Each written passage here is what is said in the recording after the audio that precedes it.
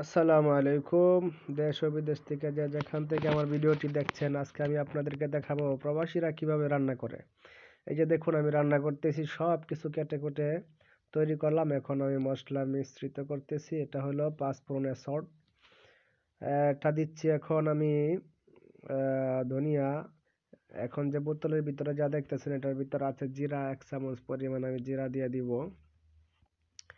এই যে দেখুন, পরিমাণ মতো 1 চামচ পরিমাণ আমি জিরা দিয়ে দিচ্ছি।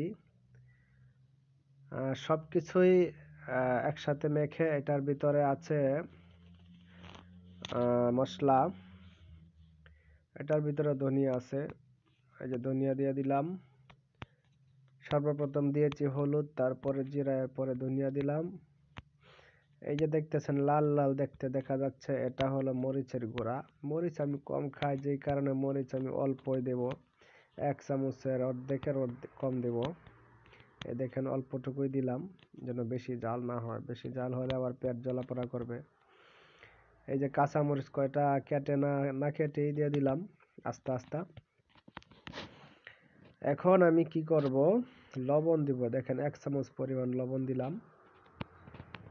আমি পেঁয়াজ, কাঁচামরিচ, তারপরে গোস্ত, অনেক কিছুই মিশ্রিত করেছি। একটা জিনিস আমার বাসায় নাই, সেটা দেওয়া হয় নাই। কি দেওয়া হয় না আপনারা একটু খেয়াল করে দেখবেন। এই যে আমি এখানে যে লং এলাচ দিচ্ছি। এছাড়াও গোস্ত রান্না করতে গেলে আদাও দিয়েছি, আমি পেঁয়াজ দিয়েছি, মরিচ দিয়েছি, মশলা দিয়েছি। একটা জিনিস বাদ আছে, কোন জিনিসটা বাদ আছে ভিডিওটা পুরোপুরি দেখে আপনারা বলে দিবেন কমেন্টের মধ্যে। এই যে তেল দিয়ে দিলাম পরিমাণ মতো, তারপর আর একটু দিতে হবে মনে হচ্ছে। এখন আমি এটাকে মেখে নিব সুন্দর করে। এই যে মেখে নিচ্ছি, যেন মশলাটা প্রত্যেকটা গোস্তের ভিতরে প্রবেশ করে। গোস্তের ভিতরে প্রবেশ করলে তখন এটা খেতে খুব মজা লাগবে। আমি ভালো করে এটাকে মেখে নিচ্ছি, যেন প্রত্যেকটা পরতে পরতে গোস্তের সাথে মশলাগুলো মিশে যায়। এত সুন্দর হচ্ছে। আমি মাখার পরে দেখেন, দেখতে এখনো রান্না হয়নি, তারপরেও দেখতে কত সুন্দর দেখা যাচ্ছে। আশা করি রান্নার পরে আমি চুলার মধ্যে বসিয়ে দিয়েছি। এই যে ঢাকনা দিয়ে ঢেকে দিয়েছি। কিছুক্ষণ পর জাল হওয়ার পরে এই যে আমি ফুল দিয়ে দিলাম। চুলার ভলিউমটা ইলেকট্রিক চুলা এটা।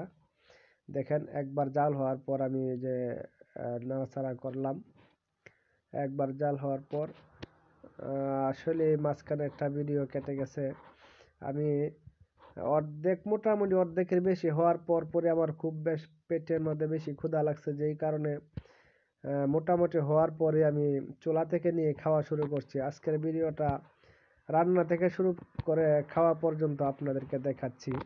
এই যে দেখেন, আমি আমার প্লেটের মধ্যে আমার রান্না করা গোস্ত নিয়ে নিয়েছি। দেখতে কত সুন্দর দেখা যাচ্ছে। আসলে আমি যে আপনাদেরকে বলেছিলাম সব কিছু দিয়েছি, একটা জিনিস দেওয়া বাকি আছে।